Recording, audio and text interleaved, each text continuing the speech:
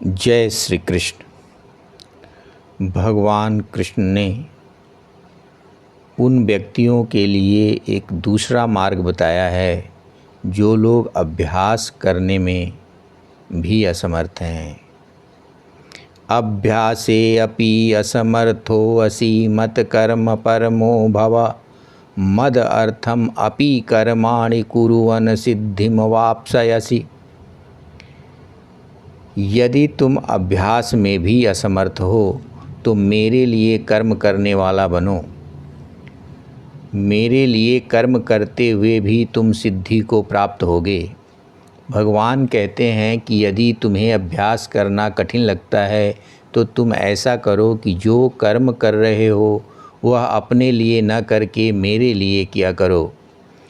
कल हम लोगों ने अभ्यास योग को भली भांति समझा है।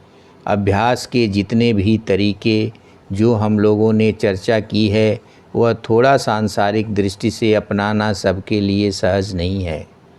कोई व्यक्ति दिन भर मंदिर नहीं जा सकता, न दिन भर पूजा ही कर सकता है और न ही दिन भर मन को भगवान में लगा सकता है। ऐसी स्थिति में इस कठिनाई को भगवान ने महसूस किया और एक दूसरा मार्ग बताया। इस मार्ग की चर्चा उन्होंने अन्यत्र भी की है, फिर भी यहाँ भी वह कहते हैं यदि तुमसे अभ्यास नहीं हो रहा तो तुम जो भी काम करते हो वह अपने लिए, समाज के लिए, परिवार के लिए न करके मेरे लिए करो। यहाँ एक बात समझने की है, भगवान किसी व्यक्ति के रूप में या मूर्ति के रूप में सामने नहीं हैं। हम जो भी कार्य करेंगे वो उनका हो जाएगा। प्रत्यक्ष रूप से हमारा किया गया कार्य तो हमारा ही रहेगा, लेकिन मन के स्तर पर हमें सिर्फ भगवान को अपने किए गए कर्म को समर्पित करना है।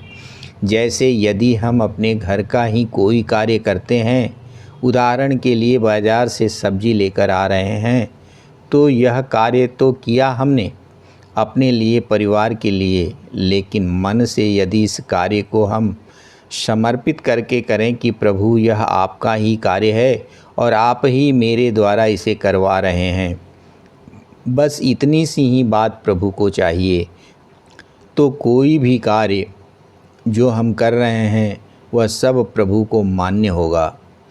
अभ्यास की तुलना में अवश्य ही यह आसान है। इसमें तो प्रभु हमसे कोई अतिरिक्त कार्य नहीं करवा रहे या ईश्वर के लिए हमें कोई भार स्वरूप कार्य भी नहीं करना है। हम तो कार्य अपने लिए, परिवार के लिए, समाज के लिए ही कर रहे हैं। सिर्फ मन से हमने उसे प्रभु को समर्पित किया है, बस इतनी सी ही बात है। लेकिन यदि ज्ञान के स्तर पर इसे देखें तो इसमें बहुत बड़ी बात छुपी हुई है। जैसे ही कोई व्यक्ति किसी कार्य को प्रभु के लिए करना प्रारंभ करता है तो उस कार्य के प्रति उसका लगाव, उसकी ममता कम होने लगती है। जैसे ही हम किसी नौकरी में कार्य करते हैं तो हमें उस कार्य से कोई अटैचमेंट, लगाव नहीं होता है और न ही उसके फल से कोई अटैचमेंट रहता है, क्योंकि वह कार्य नियोक्ता का होता है और नियोक्ता ही उसके लिए जिम्मेवार होगा। अर्थात हम उस कार्य के प्रति समर्पित होते हुए भी उदासीन हो गए। उदासीन होने का मतलब है कि हमारा अहंकार सीमित हो जाएगा। भगवान आगे कहते हैं कि यदि तुम ऐसा करते हो तो शीघ्र ही तुम सिद्धि को प्राप्त हो जाओगे। सिद्धि को प्राप्त होने का मतलब है कि तुम ईश्वर को प्राप्त कर पाओगे, परम शांति को पाओगे। यह ईश्वर की एक बहुत बड़ी स्वीकारोक्ति है कि तुम इस संसार का सारा कार्य करते हुए भी संसार से मुक्त हो जाओगे। तुम किसी भी कर्म के बंधन में नहीं फंसोगे और परम कल्याण को प्राप्त हो जाओगे।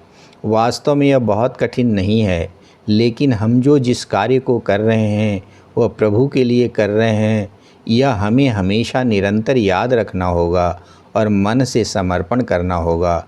अगर हम ऐसा कर पाएंगे तो भगवान की बातें हम पूरी तरह प्रभावित कर पाएंगे और हम कल्याण को प्राप्त हो जाएंगे। जय श्री कृष्ण।